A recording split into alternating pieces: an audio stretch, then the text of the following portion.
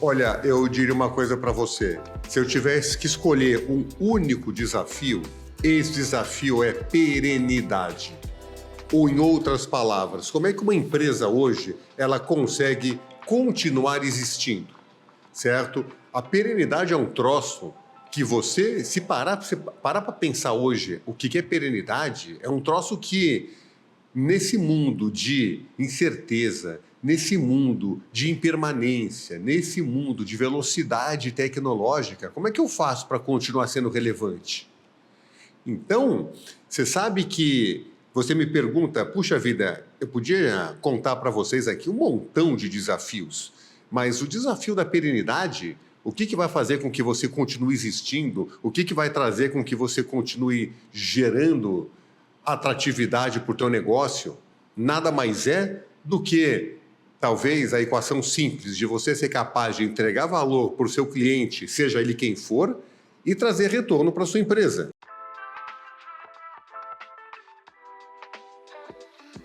Pois é, a percepção de valor é um troço muito subjetivo, certo? O que é caro para mim pode ser barato para você e vice-versa.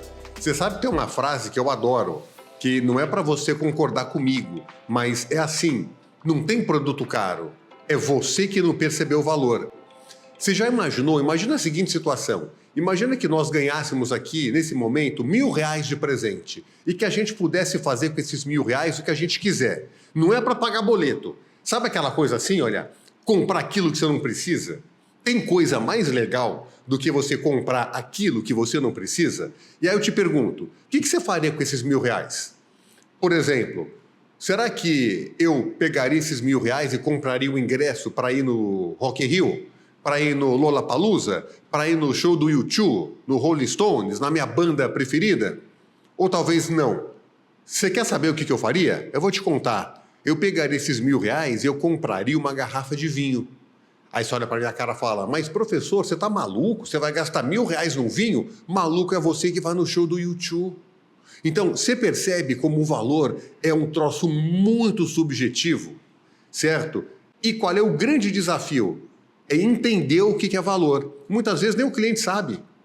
Porque não adianta você perguntar para o cliente o que ele quer. Experimenta fazer esse teste. Pergunta para o teu cliente o que ele quer. É bem possível que você escute ele dizer assim para você, eu estou a fim de quebrar a tua empresa, eu quero preço e desconto.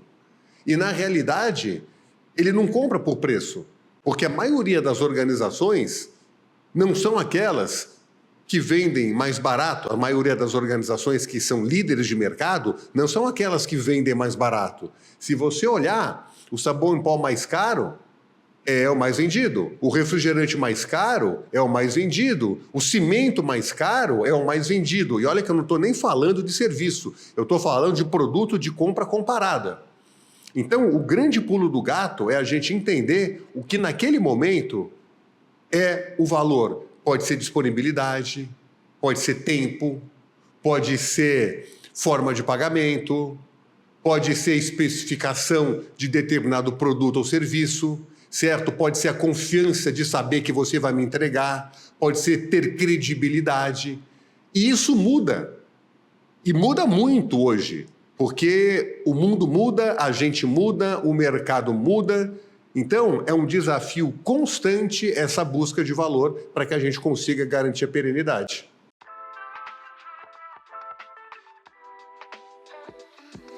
Ela precisa achar aquele público que valoriza aquilo que ela tem a ofertar. Por isso, a segmentação de mercado ela é crucial. Por que uma empresa segmenta mercado? Para ela poder vender banana para quem quer comprar banana. Então, ela precisa ter muito claro aquilo que ela está a fim de ofertar, aquilo que ela está a fim de vender e fazer isso com excelência. Ter diferencial significa fazer bem feito aquilo que o teu cliente valoriza. Certo? Então, ao mesmo tempo que eu preciso levar em consideração o que o cliente valoriza, eu preciso também entender se eu tenho e se eu sou competente em fazer e entregar aquele serviço que esse cliente valoriza. Nesse momento, eu estou tentando fazer o quê? Vendendo banana para quem quer comprar banana. E nada mais é do que você buscar. Se você se compromete a fazer arroz com feijão, tente fazer o melhor arroz com feijão que você puder. É simples assim.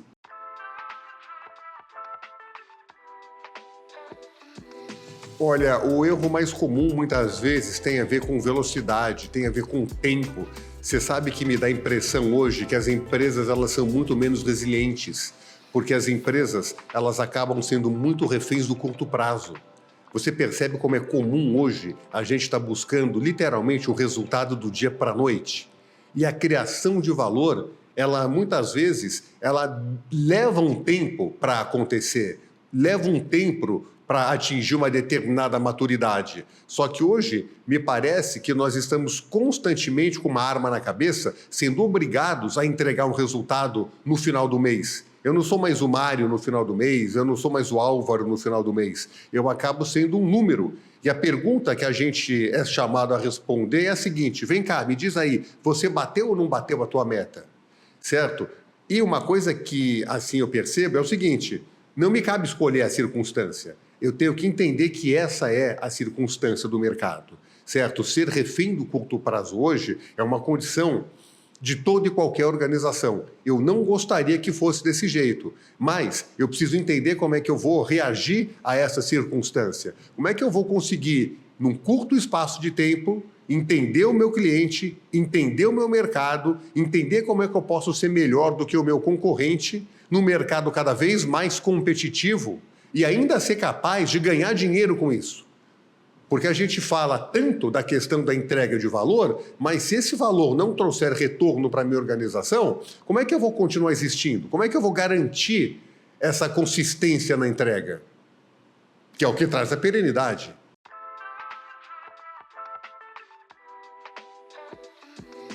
Pois é, o cliente ele é muito mais empoderado hoje, talvez por um motivo principal. Ele tem um cardápio de alternativa muito extenso. Quanto maior o meu cardápio, eu entendo que maior o meu poder de barganha. Então, eu, cliente, toco o terror para cima da empresa, querendo sempre o mais barato, querendo sempre, certo, aquela vantagem financeira. E o que eu preciso fazer? Na realidade, eu preciso entender qual é o atributo que esse cliente valoriza. Isso não quer dizer que o preço não seja importante. Você sabe qual é o grande desafio? Eu diria assim para você, o grande desafio numa questão de serviço, certo? E a gente tentar não ser refém do preço de desconto, não é fazer com que o preço não seja importante, mas é fazer com que ele não seja um limitador de compra. E para o preço não ser um limitador de compra, eu preciso entender que atributo que você valoriza, que faz sentido para você pagar mais pelo meu produto, pelo meu serviço. Você valoriza o quê? Disponibilidade. Você valoriza a garantia, você valoriza o pós-venda, você valoriza o relacionamento, certo? Se você parar para pensar, a grande maioria das empresas não são aquelas que vendem as coisas mais baratas. Então, de certa forma, a gente já vem fazendo isso.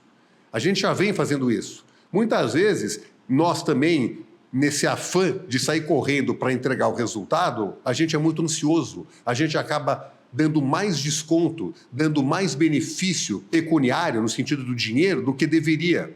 E aqui tem uma frase que eu gosto de citar, que é assim: cliente feliz é lucro para a empresa, cliente muito feliz é prejuízo para a organização. Sabe aquela coisa? O que você entregou tanto que você não precisava ter dado, que o cliente está tão contente assim? E você fica naquela percepção, sabe? Puxa vida, eu acho que eu concedi demais da conta, poderia ter retido um pouco mais de ganho aqui nesse valor que eu estou entregando. E isso não aconteceu.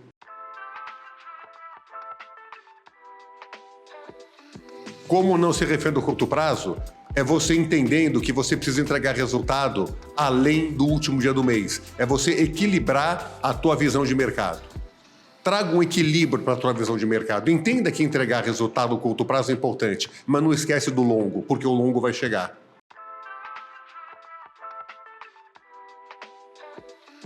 Eu tenho que me atualizar, eu tenho que me informar, eu tenho que, na verdade, colocar em prática uma visão sistêmica. Eu tenho que me interessar mais para o que acontece ao meu redor. Eu tenho que entender que todo mundo na organização tem a mesma importância, não tem área mais ou menos importante. Eu tenho que tentar largar de ser refém da baia, certo? Eu tenho que ter uma visão estratégica mais amplificada. certo? Eu não posso ser refém só do cotidiano, de correr atrás do curto prazo, de apagar incêndio. Eu tenho que melhorar a minha capacidade de priorizar. Uma série de pequenas coisas do meu dia a dia, somadas, elas trazem um grande ganho no final das contas.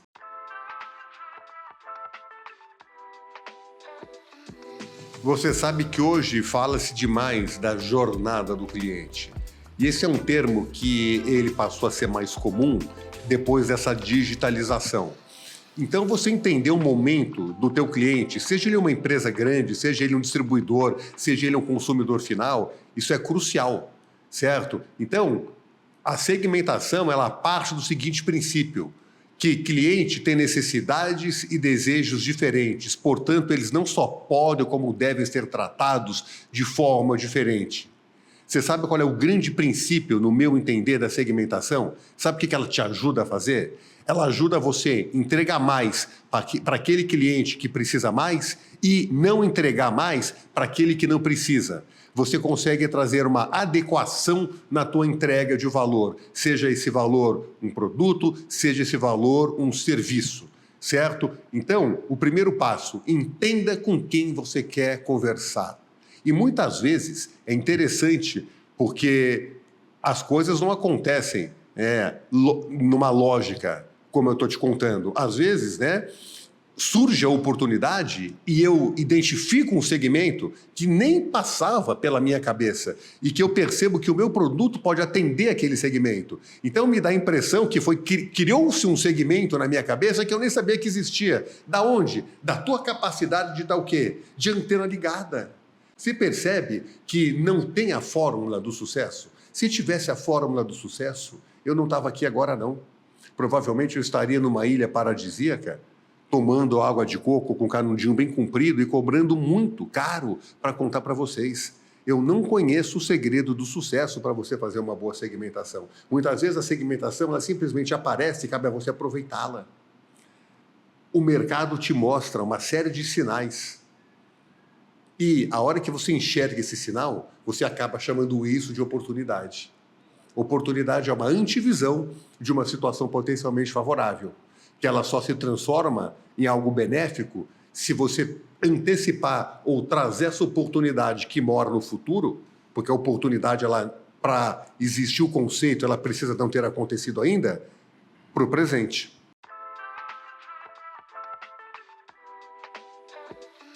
Olha, eu vejo uma mescla assim muito grande. Não é porque a empresa é maior que é mais fácil para ela, pelo contrário, certo? Uma empresa maior, imagina uma empresa maior, uma empresa de capital aberto, imagina a pressão que ela tem para entregar resultado. Imagina uma multinacional, a pressão que ela não tem para entregar resultado, certo? Então, eu acho que o desafio que a gente tem também são desafios que a gente precisa adaptá-los, adaptar a nossa estratégia, segundo a nossa capacidade de fazer a leitura desse desafio. Quanta coisa que a gente percebe que rola no mercado e que não depende da gente, certo? É furacão, é momento político, é guerra, são variáveis incontroláveis que detonam, exato, a pandemia, certo? Ruptura tecnológica, decisões de judiciários de vários países, essa interconectividade que hoje existe no mundo, a eleição americana, certo? O furacão em determinado lugar, certo? A guerra em outro, essas coisas que parecem tão distantes da gente, certo? Elas, na verdade, estão cada vez mais perto, porque ela interfere no valor do juro, interfere no valor do dólar, interfere no teu dia a dia, certo? E você se vê o quê? Você se vê literalmente perdido, sem literalmente saber o que fazer. Pouco interessa se você é pequeno, médio ou grande. As empresas que estão mais preparadas são aquelas que têm pessoas mais alinhadas ao seu propósito, que têm pessoas, certo, que estão de antena ligada, que estão, na realidade, plugada no que está acontecendo, que reage rápido a determinadas mudanças e que entende que tem coisas que não dá para mudar e eu vou ter que lidar com a situação do jeito que ela se apresenta.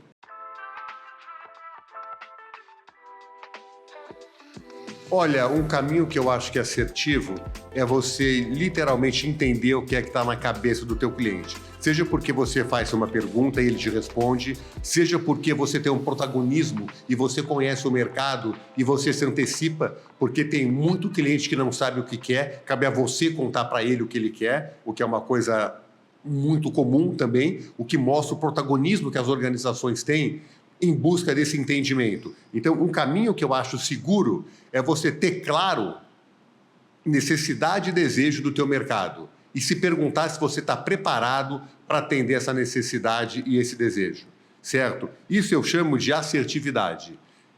E essa assertividade, ela também pode me ajudar a reduzir duas coisas: desvios e retrabalho.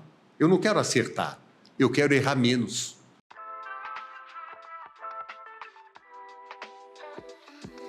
Faça perguntas que eu sei responder, porque se eu soubesse errar menos, eu estaria vendendo para você o meu modelo de sucesso a peso de ouro, porque talvez eu diga hoje para você o seguinte: olha, para você errar menos, você precisa ser mais assertivo na contratação de pessoas, para você errar menos, você precisa se reunir de informações que hoje você não tem, você precisa organizar melhor essas informações. Mas talvez daqui a um mês você tenha tudo isso e você continue errando. Sabe por quê? Porque o vento mudou, o cenário mudou, e agora eu não preciso reunir informações, eu preciso, sabe o quê? Priorizar essas informações. Eu tenho muita informação. Eu tenho agora que parar de ter informação, porque tanta informação está me trazendo um troço que eu gosto de chamar de paralisia analítica. Tem tanta informação, pouco tempo para eu tomar decisão, que é melhor não ter tanta informação desse jeito. Isso gera uma ansiedade para mim, certo? Então, o modelo que hoje funciona talvez não vai ser o modelo que está funcionando amanhã. Isso é uma coisa interessante. O meu modelo de sucesso, ele não valida o meu passaporte para eu ter sucesso amanhã. Imagina eu repetir exatamente uma receita, entre aspas, que eu digo para você que hoje funciona. Talvez amanhã ela deixe de funcionar. Por quê? Porque o mundo não é mais o mesmo, certo? Porque o Trump ganhou, porque a Câmara ganhou, porque o prefeito foi um, o prefeito foi outro, porque o dólar subiu, porque agora a economia da China aconteceu tal coisa. E, pessoal, a gente está, dia sim, o outro também, impactado por variáveis incontroláveis. Nunca aquele livro do Nassim Nicholas Taleb, que escreveu A Lógica do Cisne Negro, já faz algumas décadas, ele foi tão atual, onde ele diz que aquilo que você não conhece impacta muito mais o teu resultado do que aquilo que você conhece. Então você já imaginou que você tem que estar hoje preparado para enfrentar desafios que você não sabe como é que eles vão chegar a você? Eu tenho que me preparar para um jogo que talvez eu nem conheça as regras, porque talvez elas possam mudar. Seja relevante. E para você ser relevante, você tem que ter resiliência e saber que a tua relevância hoje talvez não seja a mesma que você vai ter que ter amanhã.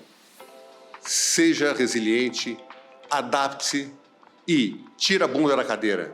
Aquela famosa técnica de venda, a TBC, ancestral técnica de venda, tira a bunda da cadeira.